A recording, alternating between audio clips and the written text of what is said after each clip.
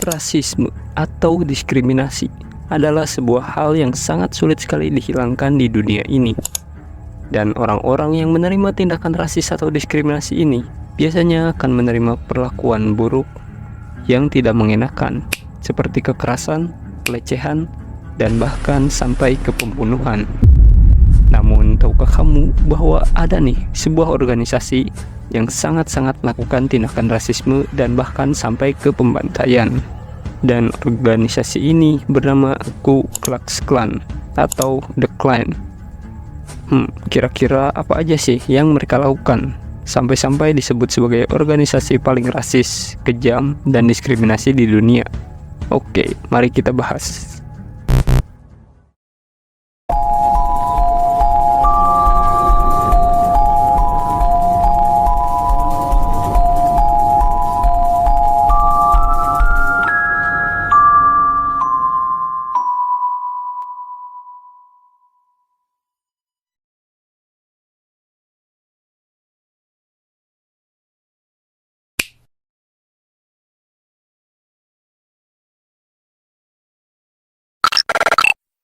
Sebelum kita mengenal tindakan-tindakan mereka yang katanya kejam dan paling rasis di dunia nih, kita kenalan dulu secara singkat tentang organisasi ini. Ku Klux Klan atau The Klan, atau biar enaknya kita panggil K3 aja lah, adalah sebuah organisasi yang berdiri pada tanggal 24 Desember 1865. Organisasi ini muncul setelah peristiwa Perang Saudara di Amerika yang terjadi pada 12 April 1861 sampai 9 April 1865. Nah, jadi ceritanya setelah Perang Saudara di Amerika membuat 6 mantan pejabat tentara konfederasi mendirikan organisasi Ku Klux Klan ini. Nah, 6 orang ini terdiri dari Frank McCourt, Richard Reed, John Lester, John Kennedy, Calvin Jones, dan James Crow. Nah, keenam orang ini awalnya mendirikan organisasi K3 ini untuk menjadi organisasi sosial yang tujuannya itu untuk memberikan hiburan bagi para anggotanya. Namun organisasi ini lama-kelamaan mulai berubah prinsipnya, yang tadinya memiliki tujuan untuk memberikan hiburan atau kebahagiaan bagi para anggotanya berubah menjadi sebuah organisasi yang memiliki kepercayaan bahwa semua masalah yang ada muncul karena adanya suatu di balik semua itu. Dan mereka pun lama-kelamaan mulai memiliki kepercayaan bahwa orang yang berkulit hitam adalah penyebab dari semua masalah ini, dan menganggap bahwa mereka hanya membawa malapetaka bagi dunia ini. Mereka juga menganggap bahwa ras kulit putih adalah ras yang terbaik dan paling benar dibanding ras-ras yang lainnya.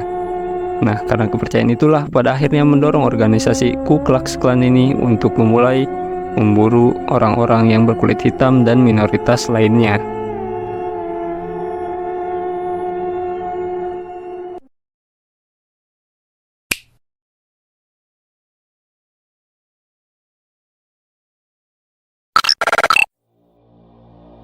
Nah, setelah kita mengenal tentang organisasi Ku Klux Klan ini, sekarang kita masuk nih ke chapter tentang kegiatan organisasi ini. Dimulai dari periode 1867, organisasi yang awalnya saling bertujuan untuk membahagiakan para anggotanya, lama-kelamaan berubah menjadi sebuah organisasi yang paling rasis dan kejam di dunia. Jadi, si K3 ini tidak suka nih dengan keberadaan orang-orang kulit hitam di bagian pemerintahan. Lalu mereka pun mulai memberikan ancaman kepada mereka, para orang kulit hitam, di bagian pemerintahan. Dan bahkan mereka juga memberikan ancaman kepada siapapun yang bersimpati atau mendukung keberadaan orang-orang kulit hitam di dunia politik. Dan hal ini tentunya membuat banyak orang-orang yang memiliki ras kulit hitam menjadi takut untuk tetap berada di dunia politik. Dan tidak sedikit juga dari mereka yang memutuskan keluar setelah munculnya ancaman dari organisasi K3 ini. Namun tidak berhenti sampai di situ, organisasi K3 ini terus-menerus memberikan ancaman kepada orang-orang yang berkulit hitam.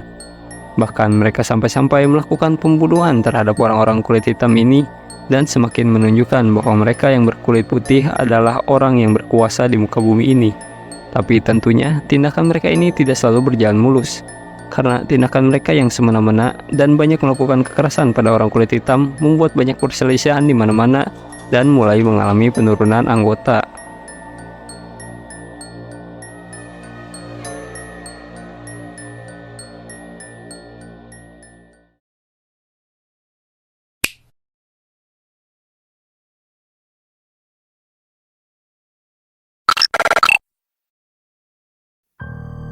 Di generasi kedua ini, Ku Klux Klan kembali bangkit setelah sempat mengalami banyak masalah internal, atau lebih tepatnya pada tahun 1915.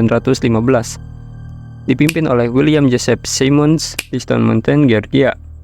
Nah, generasi kedua ini muncul karena di masa itu terdapat sebuah film yang menjadi pembangkit semangat munculnya klan ini kembali. Dan film itu berjudul The Birth of Nation. Film ini sendiri menceritakan tentang betapa kuatnya orang-orang kulit putih itu dan betapa lemahnya para orang-orang kulit hitam. Sehingga muncul pemikiran bahwa derajat antara orang kulit putih dan orang kulit hitam itu berbeda jauh. Oke, balik lagi nih ke K3. Setelah berhasil bangkit pada 1915, pada akhirnya mereka semakin memperluas organisasi Ku Klux Klan ini. Oh iya, di generasi ini juga K3 ini merubah tampilan mereka menjadi memiliki sebuah kostum khusus dengan ciri-ciri memakai jubah panjang, masker, dan juga topi kerucut. Lalu di generasi kedua ini juga terjadi peningkatan anggota, yang mana pada tahun 1920 ada 4 juta orang yang tergabung di organisasi Ku Klux Klan ini. Gila. Dan disinilah puncak kejayaan Ku Klux Klan ini. Nah, setelah menjadi tahun 1920-an, Ku Klux Klan ini mulai mengalami masalah internal lagi, yang mana mereka sampai terbagi menjadi 2 organisasi yang berletak di selatan Amerika Serikat dan tengah barat Amerika Serikat. Dan pada akhirnya, lama-kelamaan para anggota Ku Klux Klan ini mulai tidak jelas lagi dan bertindak semena-mena, dan juga tidak teratur. Hingga pada akhirnya, di tahun 1930, anggota K3 ini mengalami penurunan lagi, dari yang tadinya 4 juta nih, turun drastis ke angka 30.000 anggota saja di tahun 1930 ini. Bahkan di tahun 1940, Ku Klux Klan sendiri sudah tidak lagi terlihat keberadaannya dan menghilang begitu saja.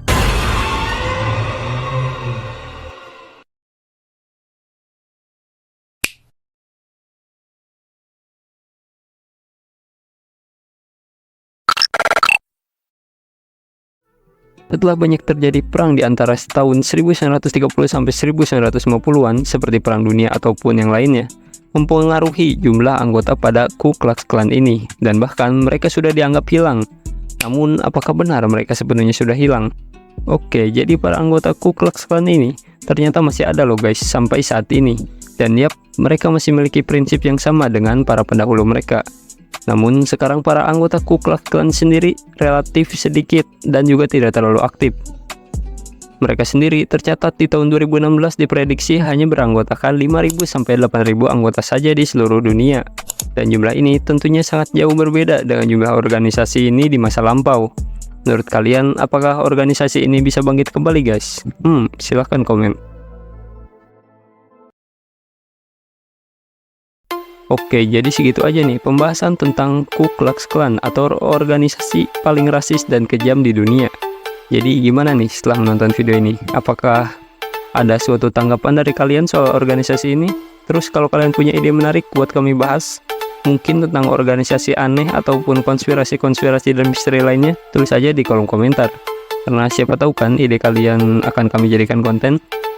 Oke, jadi jangan lupa like, share, dan subscribe kalau kalian suka channel kami. Segitu aja dari gua.